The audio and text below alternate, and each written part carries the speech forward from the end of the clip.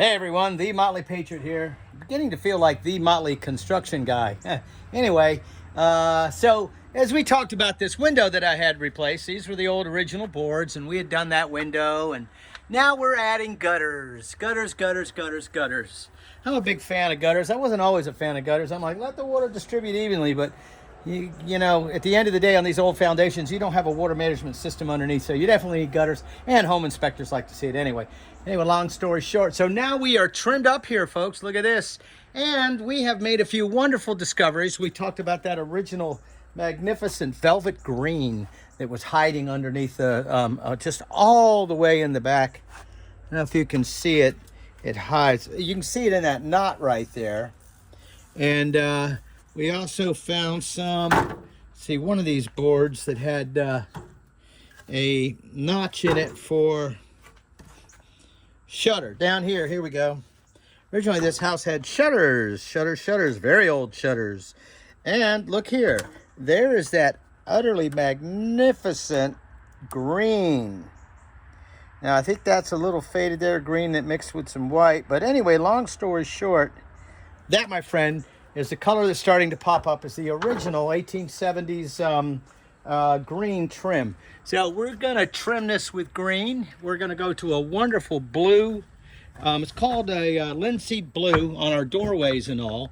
And of course, now mind you, this is T111, which some folks don't really like too much, but I think if you seal it up well, the vertical lines make it look taller. And when we get all the trim done in the green, hunter green, some might call it, I think it's gonna look good. But I want to show you something. One thing, oh, by the way, there's my magnificent gutter work. Yay, we're going to tie this in later. But you got our new soffit underneath there, and gutters are done. But let me show you something. So the interesting thing about old houses is that sometimes those carpenters put some detail in that no one would ever catch. So on these two boards that butt, I want you to look at this. Tell me if you see that.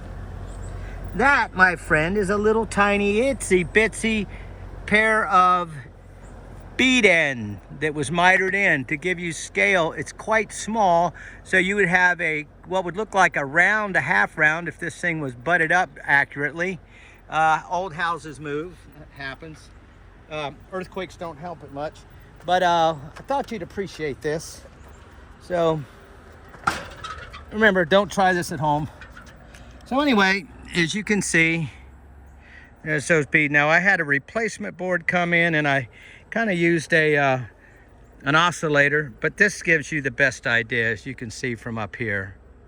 So there's your two that give you a bead in the middle, and I guess if you caulk that, it'll look like a piece of half round between the two. But what a nice treatment.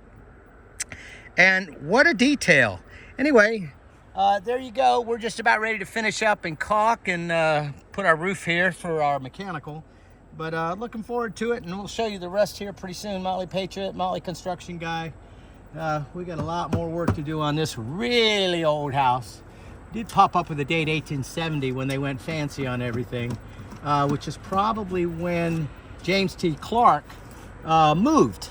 And so the thinking I have now is that date 1870 came from when it was titled in a new owner's hands post-Civil War.